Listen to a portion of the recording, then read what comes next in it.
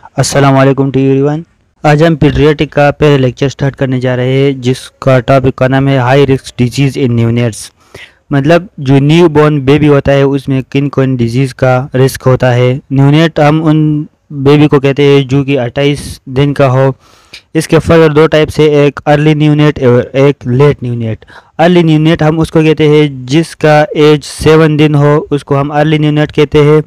और 7 डे से लेकर 28 डे तक इसके दरमियान जो एज होता है उसको हम लेट न्यूनेट कहते हैं।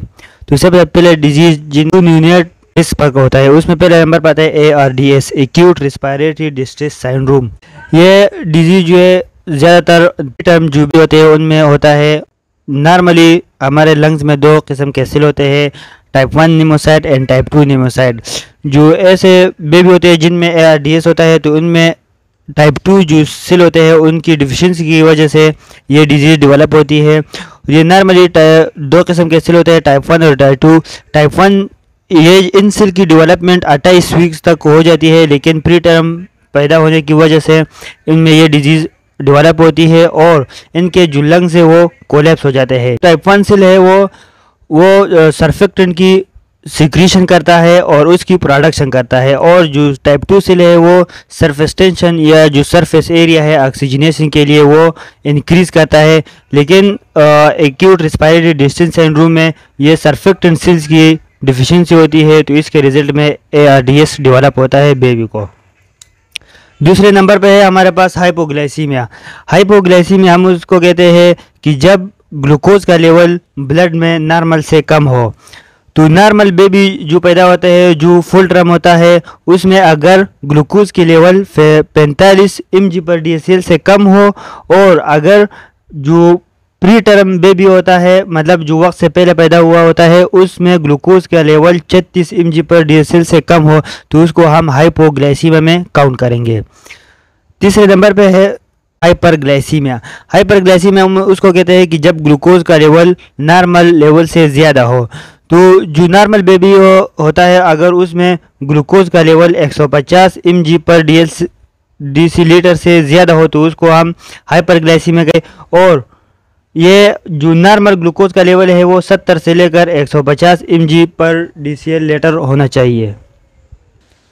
चौथे नंबर पे है हमारे पास गैलेक्टोसीमिया। गैलेक्टोसीमिया एक मेटाबॉलिक डिसऑर्डर है जिसमें ग्लूकोज जो है वो ग्लूकोज में कन्वर्ट नहीं होता। ग्लूकोज हमारे बॉडी के लिए बहुत ज़्यादा इम्पोर्टेंट है, एनर्जी सोर्स है, लेकिन इस डिजीज़ में जो ग्लूकोज है वो ग्लूकोज में कन्वर्ट नहीं हो रहा, इसीलिए जो बॉडी टिश्यू है उसको न्यूट्रिएंट्स वगैरह या एनर्जी के लिए ग्लूकोज नहीं मिल रहा होता। और ये उन बेबी में ज़्यादातर होता है जिनमें GALT गेल्ट एक एंजाइम है उसमें डिफिशिएंसी हो, या GALT जीन म्यूटेशन हो।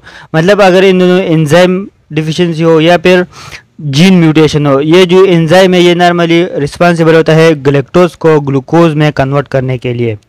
Large of gestational age, when body weight increase 4 kilogram. जो बच्चा अगर उसका फुल टर्म हो और उसका जो नॉर्मल वेट है वो 4 kg से ज़्यादा हो तो उसको हम लार्ज ऑफ गेस्टेशनल एज में काउंट करेंगे। 6 नंबर पर आता है स्मॉल ऑफ गेस्टेशनल एज। जो 40 वीक्स का बच्चा जब पैदा हो जाता है और उसका वेट 30 किलोग्राम से कम हो, मतलब अगर बॉय है तो उसका वेट 3 kg से कम हो, और अगर लड़की है तो उसका वेट 2.8 से कम हो, तो उसको हम स्मॉल ऑफ गेस्टेशनल एज में काउंट करेंगे। Pre mature baby. Pre mature baby हम उसको कहते हैं कि जब बेबी की डिलीवरी है वो 37 वीक से पहले हो जाती है तो उसको हम प्री मैच्योर बेबी कहते हैं। और इसके रिजल्ट में जो नॉर्मल जो सिस्टम होते हैं वो इमेच्योर होते हैं, मतलब वो अपना फंक्शन उसी तरह नहीं करते जिस तरह एक फुल टर्म बेबी के सिस्टम करते हैं। जैसे कि फॉर एग्जांपल उसका इम्यून सिस्टम बहुत ज़्यादा वीक होता है, उसको जो इन्फेक्शन के चांसेस है वो बहुत ज़्यादा हो सकते हैं। इसके अलावा जो रिस्पायरेटरी सिस्टम है, जैसे कि हमने बताया ARDS की चांसेस बहुत ज़्यादा उसको होते हैं डेवलप होने के। और इसके अलावा जो उसका जो रीनल सिस्टम है वो इम्पेयर होता है। जो सारे सिस्टम है वो इम्पेयर होते हैं, इसकी वजह से जो प्री मैच्योर बेबी होता है। एक्सेस अमाउंट ऑफ बिलिरुबिन, अगर बेबी के ब्लड में बिलिरुबिन का लेवल बहुत ज़्यादा है तो उसको हम हाइपर बिलिरुबिनीमिया कहते हैं। और इसके रिज़ल्ट में जो रेड ब्लड सेल की ब्रेकडाउन है बहुत ज़्यादा हो जाती है और रिज़ल्ट में हमें जॉइंटनेस दिखाई देते हैं। फिर ये हाइपर बिलिरुबिन दो किस्म के होता है, एक पैथोलॉजिकल भी होता है और फिजियोलॉजिकल भी। पैथोलॉजिकल हम उसको कहते हैं अगर उसके जो साइन सिम्टम्स है वो 2 दिन बाद अपीयर हो जाए तो उसको हम पैथोलॉजिकल काउंट करेंगे।